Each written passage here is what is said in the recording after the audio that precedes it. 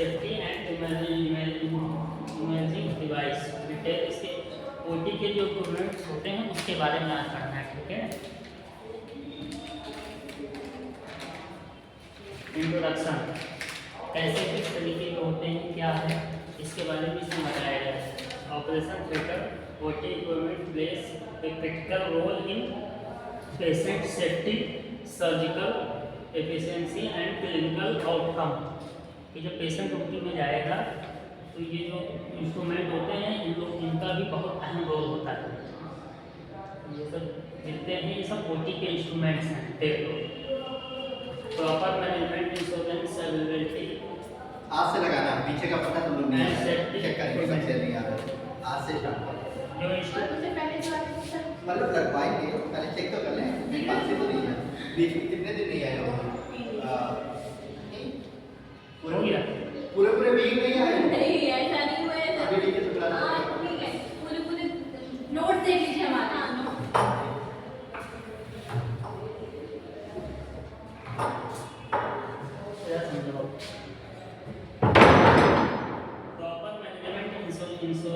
Availability, reliability and safety equipments की मतलब सारे इंस्ट्रूमेंट ओटी में हैं कि नहीं है, सेफ्टी तरीके से रखें, स्टेलाइज हैं कि नहीं है, इन सब के बारे में बताएगी कि ओटी का स्ट्रक्चर कैसा होगा। वो तो पहले आप लोग पढ़ चुके हैं।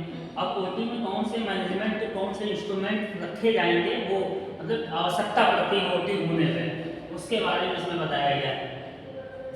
ये ऑटोक्लेव है, इसमें जो है धुलने से या साफ करने से इंस्ट्रूमेंट साफ नहीं होते हैं, ऑटोक्लेव में डाल के इसको बॉयल करना होता है। उसके बाद सारे इंस्ट्रूमेंट होते हैं स्टेराइज होते हैं। This presentation covers inventory management, maintenance, safety and emergency OT device. सारे इंस्ट्रूमेंट स्टेराइज करके फिर उनको अच्छे से प्रॉपर तरीके से प्रॉपर जगह पर रखना होता है, जिससे कि आसानी से ओटी होने पे जब सर्जन मांगे तो आपको मिल सके।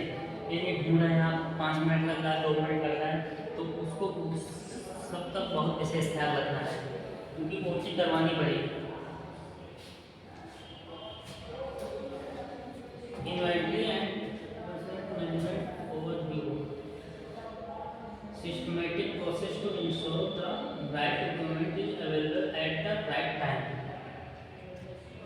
सही समय पे सही इंस्ट्रूमेंट आपको कहाँ रखा है, क्या है, ये पता होना चाहिए।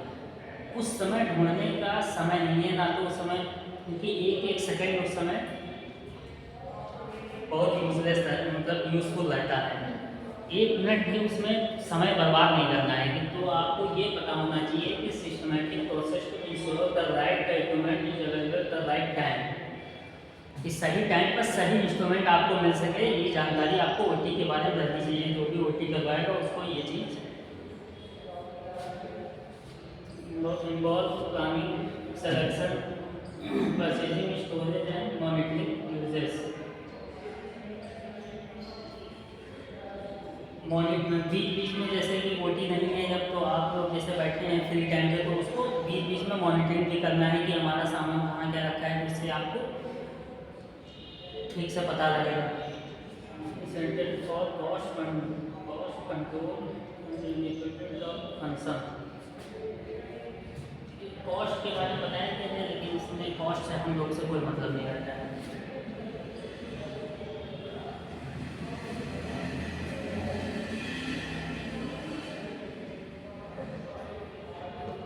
Selection criteria for OT equipment,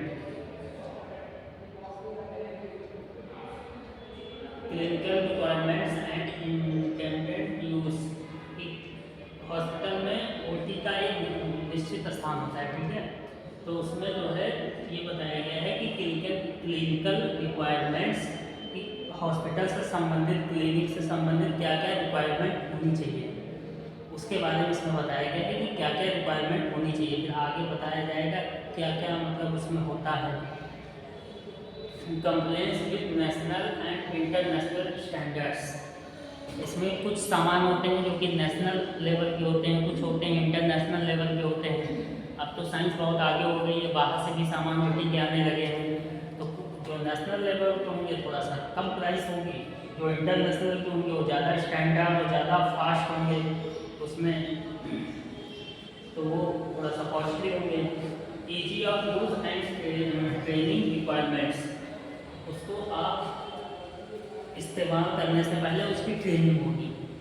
तो कोई रोटी में नई मशीन आई, आपको पता नहीं है तो आप कैसे चलाएंगे, इसलिए उससे पहले आपकी ट्रेनिंग होगी, उस मशीन के बारे में बताया जाएगा, चलाना बताया जाएगा। अभी आप जो पढ़ के जाएंगे तो उसके बाद 2-4-5 साल बाद अपडेट होता रहता है, नई मशीनें आती हैं, तो उसकी ट्रेनिंग बीच बीच में होना बहुत ज़रूरी है, जो भी ओटी में सामान आएगा।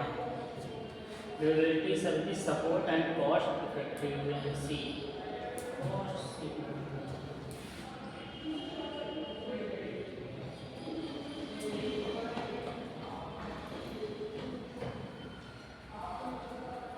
fulfillment and procedure for the needs assessments and approval। जब ओटी मतलब कोई हॉस्पिटल खुलता है तो उसमें सबसे पहले ओटी है, मेडिसिन का है, ये सब सिस्टम होता है, तो उसमें अप्रूवल लेना पड़ता है। तो ओटी का भी अप्रूवल लेने के लिए उसमें बहुत सारे डॉक्यूमेंट्स लगते हैं, तब जाके आपके हॉस्पिटल को ऑपरेशन करने की परमिशन मिलेगी। प्रिपरेशन ऑफ टेक्निकल स्पेसिफिकेशन,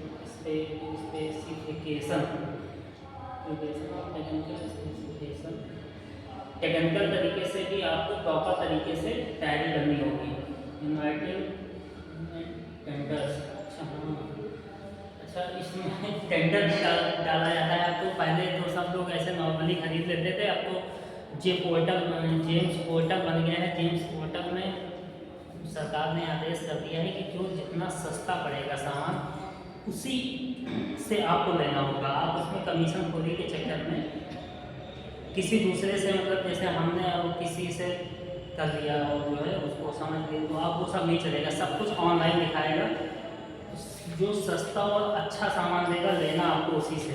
ये क्या है, ना रजिस्टर किया अभी साइन किया। Comparative evaluation and purchase order generation, cost पहले उसमें मिलाएंगे कि किसकी कम कॉस्ट पड़ रही है और क्वालिटी किसकी अच्छी। क्वालिटी से भी समझौता नहीं करना है, कॉस्ट भी नहीं बढ़ाना है। तो कॉस्ट और क्वालिटी दोनों मिलान करके जो कॉस्ट और क्वालिटी अच्छी होनी चाहिए, कॉस्ट कम होनी चाहिए, तो परचेसिंग ऑर्डर जनरेट करेंगे, जनरेट करेंगे। ठीक है,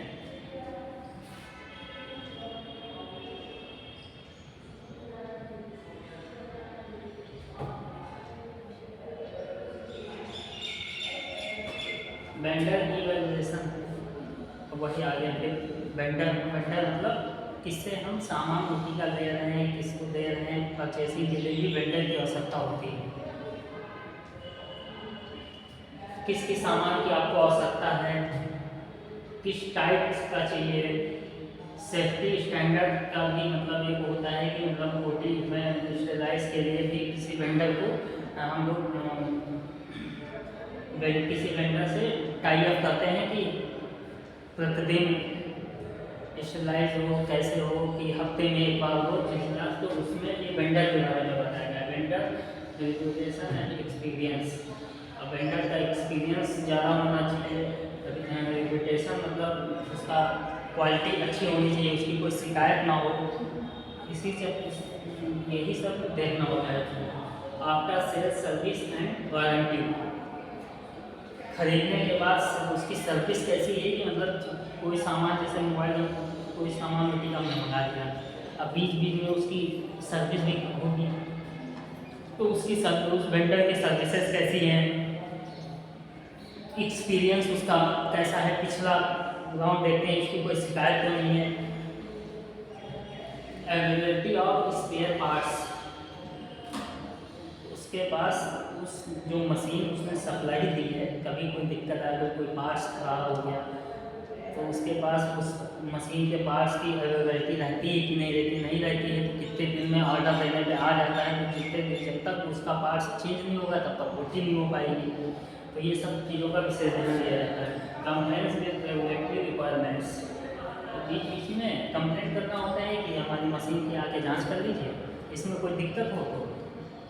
और मशीन ख़राब होने से पहले कि बीच बीच में महीने 2 महीने में कि एक बार कॉल करके अपना कंप्लेंट दर्ज करा दी, आया बीच में चेक कर लिया, कोई दिक्कत नहीं, तो ठीक है, चलती रहती है।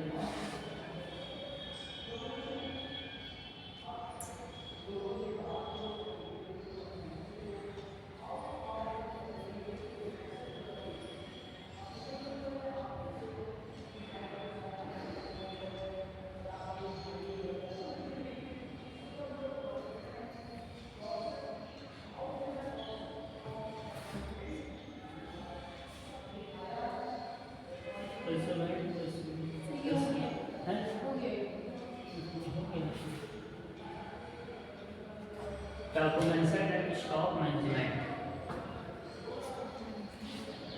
ये आया परचेज रिकॉर्ड एंड इनवाइस। जो भी सामान हॉस्पिटल से संबंधित, फार्मेसी से संबंधित, जो ओटी से संबंधित जो भी सामान आएगा खरीदने तो पड़ेगा, तो उसका डॉक्यूमेंटेशन एंड स्टॉक मैनेजमेंट, किस तरीके से स्टॉक मैनेजमेंट होता है। कभी प्राइवेट हॉस्पिटल होगा तो उसके प्रबंधन मैनेजर बैठेंगे, सर गवर्नमेंट हॉस्पिटल होगा तो बीच बीच में जांच होती रहती है। तो सबसे पहले जिसके पास ये डॉक्यूमेंटेशन और स्टॉक मैनेजमेंट होगा, सबसे पहले वही बुलाया जाएगा कि भाई आप स्टॉक रजिस्टर लेकर आइए, चेक कराइए आपके पास सामान क्या है क्या नहीं है, कब आया, कितने में आया। सबसे ज़्यादा जिम्मेदारी उसी पे रहती है।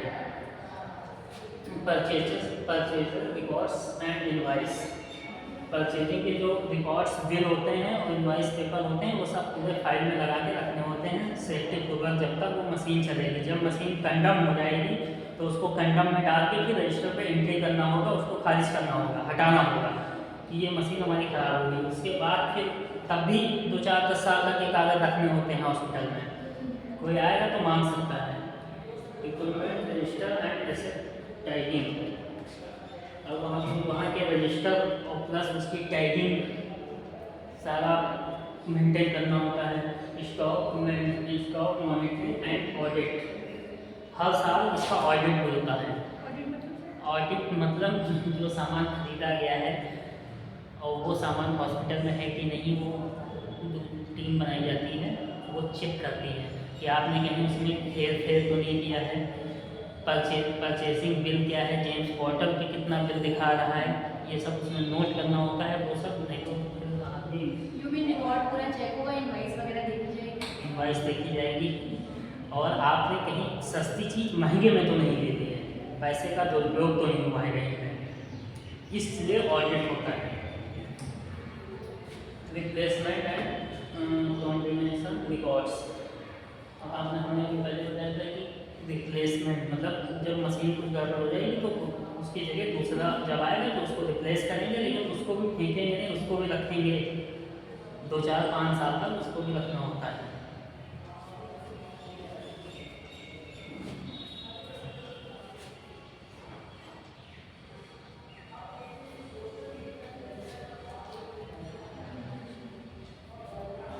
Maintenance and calibration overview, maintenance and calibration overview मतलब ओवरऑल जो है, ensures equipment function safely and accurately, कि जो ओटी में इक्विपमेंट्स हैं वो हमारे फंक्शन सही से कर रहे हैं कि नहीं कर रहे हैं, इसकी भी जांच करते रहना है। सेफली एंड एक्यूरेटली, ये बार नहीं कर रहा है। Reduce breakdown and extend equipments life span, कि उनकी लाइफ कितनी बची है ये भी देखना होता है कि जो इंस्ट्रूमेंट है हमारी ओटी में उसकी लाइफ कहीं ख़त्म तो नहीं हो रही है, जल्दी ख़राब होने वाला है तो बीच में उसको ऑर्डर देके दूसरा मंगवाना होता है उससे पहले, ख़राब होने के बाद फिर दिक्कत होगी। Management for patient safety and quality assurance, patient की सेफ्टी से कोई खिलवाड़ नहीं करनी है, पेशेंट सबसे सर्वोपरि है ओटी में।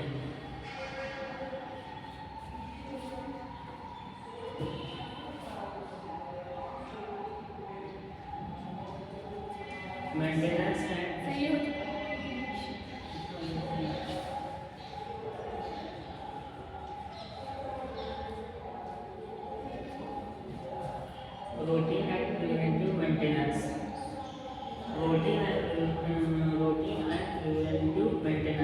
रूटीन को आप अपने लाइफ में मतलब अल्टरनेट मतलब कॉन्टीन्यूअस बनाए रखना है कि daily functional checks before use, मतलब चेक करने से पहले डेली आपको उसके फंक्शन को चेक करना है। जब भी आना है हॉस्पिटल तो पहले अपनी ड्यूटी में जाना है, फिर सारे इंस्ट्रूमेंट जो हैं चेक करना है कि हमारे फंक्शन हैं कि नहीं है, कि कोई कुछ गड़बड़ हुआ है क्या है, ये सब पहले ही चेक करके रखना है जैसे आना है, उसके बाद फिर बैठना है। Schedule prevention maintenance as per manufactured guideline. जब मैन्युफैक्चरिंग होती है किसी इंस्ट्रूमेंट की तो उसमें गाइडलाइन दे दी जाती है कि कितने दिन में वो ख़राब होगा, कितने दिन में उसकी सर्विस होगी, कितने दिन में वो जो है चेंज होगा, ये सब दे दिया जाता है। हाँ sir, lubrication cleaning and part replacement. उसमें जो पार्ट्स होते हैं उसमें ऑयलिंग करनी होती है, क्लीनिंग करनी होती है, और तो पार्ट को कोई मतलब रिप्लेसमेंट कोई पुराना हो गया है, काम अच्छे से नहीं कर रहा है, स्लो काम कर रहा है, तो उसको रिप्लेसमेंट के लिए आपको इन्वेंटरी में स्टॉक रजिस्टर में चढ़ाना होगा, रिप्लेसमेंट के लिए ऑर्डर करना होगा, जैसे वो आएगा उसको रिप्लेस करके उसको हटा देते हैं। Coordination with biomedical engineer department. जब हम कोई सामान लेते हैं तो उसका वेस्टेज वाला जो उसका बायोमेडिकल वेस्ट मतलब जो हॉस्पिटल से संबंधित जितने भी पार्ट्स होते हैं, जो भी कचरा होता है, उसके लिए बायोमेडिकल वेस्ट से एक एग्रीमेंट होता है, वो भी हॉस्पिटल रजिस्ट्रेशन करवाते वक्त उसमें भी लगता है। तो उसके इंजीनियर से हमको कोऑर्डिनेट करके डिपार्टमेंट में बीच में चेक करवाते रहना है, जो भी गड़बड़ होगा बायोमेडिकल वेस्ट में चला जाएगा।